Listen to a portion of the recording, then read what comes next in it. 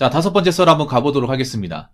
댓글 컨텐츠고 영상 제목, 제 기준에는 카푸어 기준이 소득의 40% 이상이면 카푸어라 생각이 되는데 붕어 형님은 어찌 생각하는지요? 라는 영상에 달린 댓글입니다. 소득의 40% 이상. 저는 이거 생각하는 게 아니라 40%가 아니라 저는 그거예요. 일단 자기가 버는 월급으로 겨우겨우 연명하면 카푸어라고 생각합니다. 그러니까 자기가 버는 월급으로 저축 못하고, 그러니까 차 나간 돈 생활비 다 합쳐가지고 그냥 겨우겨우 유지하면 그냥 카푸어라고 생각을 해요. 예를 들려는 거예요. 한 250만원 번다고 칩시다. 250만원 버는데 새우 250만원. 적게 버는 게 아니에요. 새우 250이. 아무튼 그 정도 버는데 이제 뭐 차 할부금으로 한 50 나가고 기름값에서 세금으로 해가 이제 달에 한 80만원 나가는데 월세 뭐 생활비 이렇게 하니까 겨우겨우 연명한다. 그러면 전 카푸어라고 봐요. 그러면 굉장히 카푸어 범위가 넓어지겠죠. 근데 그 사람들 카푸어라 얘기하지 않겠죠. 근데 그런 분들 많을 거예요. 차를 구입하면서부터 저축 자체를 못하는 사람들. 좀 카푸어라고 봅니다. 그런 사람들 남자분들 중에 꽤 많아요. 물론 사람마다 느끼는 게 다르겠지만.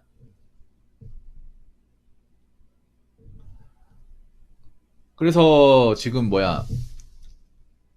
한 중형차 정도만 사더라도 한 새우 250이면 중형차 정도만 사더라도 더 저축하기 굉장히 힘들 거예요. 특히 자취까지 해버리면. 뭐 집에서 출퇴근하면 뭐 차를 구입해도 된다고 생각하지만 자차는 입장에서 월세 내는 입장에서 뭐 차를 이제 올 할부로 구입을 한다. 예를 들어 K5 같은 구입한다. K5가 뭐 옵션 추가시키고 하면 취득세에다가 보험료 내면 3,400~500까지는 할 거예요. 근데 그거 사고 싶은데 돈이 없어. 올 할부 지를 거 아닙니까? 그럼 60개월 할부라고 했을 경우에 이자까지 하면 한 65만원 내야 되지 않을까 생각합니다. 60만 4, 5만원? 더 낼 수도 있고. 와, 근데 진짜 많이 나간다. 이렇게 얘기하니까. 거기다 기름값 내고, 보험료 내면 차에만 거의 한 100만원 돈 나가네요. 국산차만 하더라도. 야, 국산차 모는 것도 장난 아니다. 근데 거기에 이제 월세 살고, 뭐, 공과금 내고 밥 사 먹고 하면 돈 안 남아 나겠는데, 이게?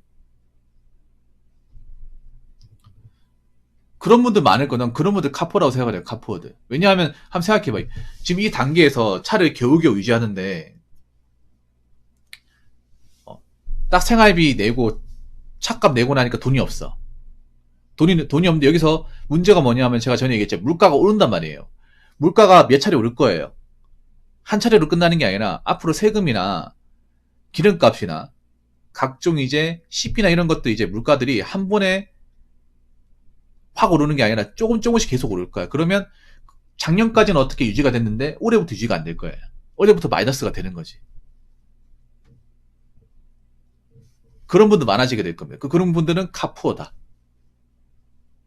꼭 외제차를 타야 뭐 카푸어가 아니라 국산차를 타더라도 뭐 이것저것 나가는 돈, 차에 나가는 돈 다 합치니까 뭐 모인 돈이 없다. 겨우겨우 유명한다. 아니면 마이너스 인생이다. 그럼 그 사람들은 카푸어다. 저는 그렇게 말씀드리고 싶네요. 댓글 한번 읽어보도록 하겠습니다. 이 주제는 사람마다 다르긴 할 텐데요. 개인적인 의견입니다만 소득보다는 저축금액에 초점을 두는 게 올바르지 않을까 싶어요. 자동차 월 할부 비용 혹은 월 리스 비용이 저축금액보다 많으면 당연히 안 되고 저축금액이 월 할부 비용이나 월 리스 비용의 최소 3배는 넘었을 때 적정하지 않을까 싶어요. 말이 좀 어렵네. 예시 월 400만원 저축하는 사람이 월 할부 비용 N, 월 리스 비용 200만원 초과하는 벤츠 S클래스나 레인지로버 보급급의 차는 절대 안 돼. 그러나 월 600 저축하는 사람이 월 할부 비용 N, 월 리스 비용 200만원 초과하는 벤츠 S클래스나 레인지로버 보급급 차를 추구하려고 한다면 가능하다고 봅니다. 근데 좀 이상하네. 왜냐하면 월 400 저축하는 사람이 얼마나 될까? 월 400 저축하는 사람이 얼마나 될까요? 월 400 저축하려면 제가 봤을 때는 월 600은 벌어야 될 때, 그럼 억대 넘어가야 되지 않나요? 억대 넘어가는 사람도 월 400 이상 저축하는 사람도 별로 없을 텐데. 일단 나는 이 말 자체가 비현실적이야. 월 400 이상 저축하는 거, 월 600 저축하는 거. 여러분, 직장인이 월 한 200 넘어가면 그건 천상계입니다, 여러분. 천상계예요.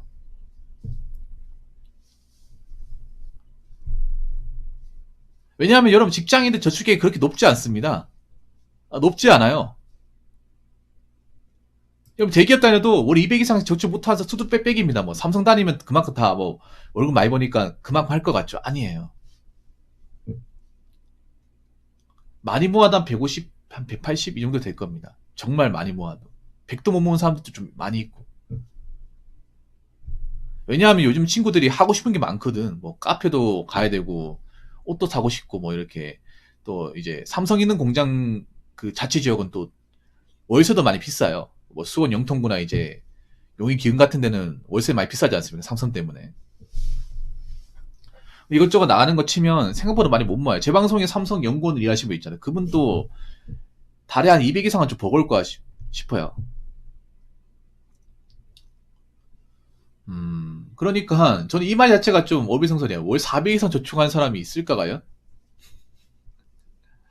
사업을 통해서 큰 돈을 불리지 않는 이상은 힘들지 않을까요? 대기업도 힘들 것 같은데. 일단 월 400 넘어가려면 억대는 가야 되고 맞벌이라고 치면 월 한 1,000원 가야 되지 않을까? 한 8, 900은? 여기서 우리가 체크해야 되는 게 있어요. 월 소득이 400 이상이 아니라 월 400 이상 저축하는 사람이에요. 이걸 포인트로 잡아야 됩니다.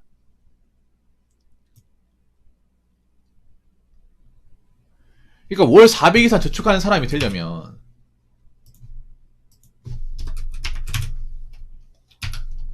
한 세후 600 이상은 돼야 되지 않을까? 세후 한 550 이상. 네. 최소. 최소예요, 최소. 그럼 한 연봉 한 거의 한 8천만 원 후반대에서 9천만 원? 세전으로. 이 정도 되는 사람이 얼마나 있을까요?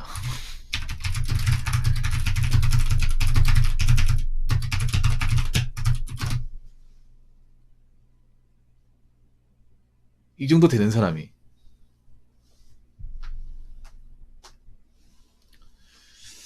없죠, 여러분. 없죠. 왜냐하면 월급쟁이는 세후 550이면 정말 떵떵거리고 살죠.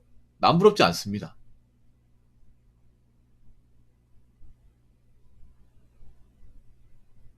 보통 공무원이 세후 550 받으려면 나갈 때 다 돼가지고 받습니다. 원사님도 아마 이제 세후 550 이상 받으려면 거의 전역하기 직전일 거예요. 공무원이면 거의 나가기 직전에 받을 수 있는 돈이에요. 나가기 직전에. 한 공직생활 한 30년 하고 나서. 그리고 일반 사기업은 거의 불가능하고. 솔직히 좀 월급쟁이 일하시는 분들 죄송한 말이지만 월급쟁이 평생 일해도 세후 550도 못 가는 사람도 굉장히 많아요. 그것도 아셔야 돼. 전에도 얘기했지만 대한민국 85%가 중소기업 근로자예요. 중소기업은 550 이상 세후 받으려면 공장장 또는 이제 상무 그 위에까지 가야 돼. 중소기업은 세후 400 이상 넘는 사람도 많지 않아요.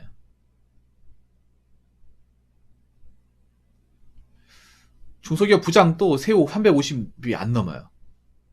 300이 넘는 것도 있고 안 넘는 것도 있는데 400 넘는 것은 없어요. 중소기업 규모에 따라 다르지만 저도 중소기업 출신이기 때문에 이거 왜 하냐면 제가 중소기업에서 월급 관리 해봤거든요. 2012년도에 부장 그 월급이 세후 290이었어요. 세전 한 330이었어. 그러면 지금 올랐다 하더라도 350은 좀 어렵지 않을까 생각을 해요. 엄청난 돈입니다. 쉽게 말해서. 근데 좀 특이하게 뭐냐 하면 우리가 길을 가다 보면 S클래스 굉장히 많단 말이야. S클래스가 정말 많은데 그런데 S클래스를 모르는 사람들 중에 나이 드신 분들 그렇게 많지가 않아요. 나이 드신 분들 많지가 젊은 사람인데 그럼 젊은 사람 중에 S클래스를 모른다는 거는 이 사람은 세후 한 600 이상 번다는 얘기인데 과연 600 이상 벌까요? 근데 이 이상 안 버는데 저 차를 몬다고 치면 그럼 저 사람은 뭘까? 직업이 뭘까요? 막 일반 월급쟁이인데 저 차를 본다고 치면. 근데 요즘 S클래스가 생각보다 자주 볼 수 있어요, 여러분. S클래스가. 이클은 굉장히 여러분들 그 원룸 같은 데 가보면 많이 있죠.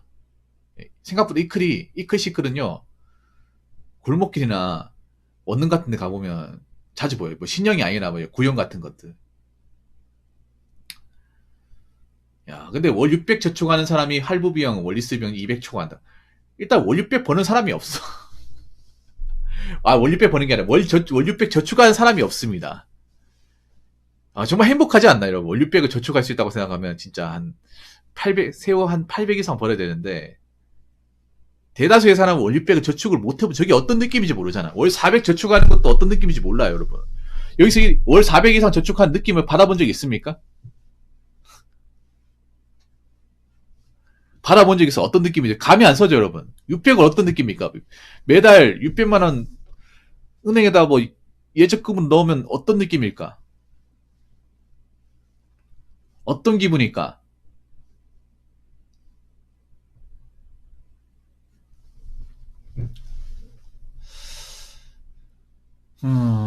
근데 나는 우리나라 웃겨. 왜냐하면 왜 자꾸 이런 거 차를 있잖아요. 나이대나 금액대로 자꾸 나누려고 그래.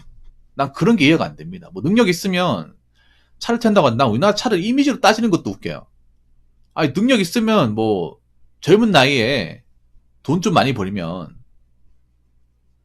S클래스 모일 수 있는 거죠. 근데 우리나라는 뭔가 나이나 이런 거 굉장히 많이 따. 우리나라 유독 심하다고 하거든요, 이런 거는. 뭔가 나이에 차 뭐 이렇게 결부시키는 게 심하대요.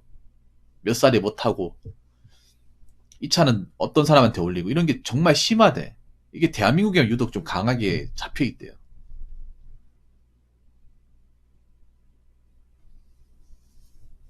보통 S클래스는 보면 사업가나 아니면 중소기업 사장님들이 많이 모시거든요.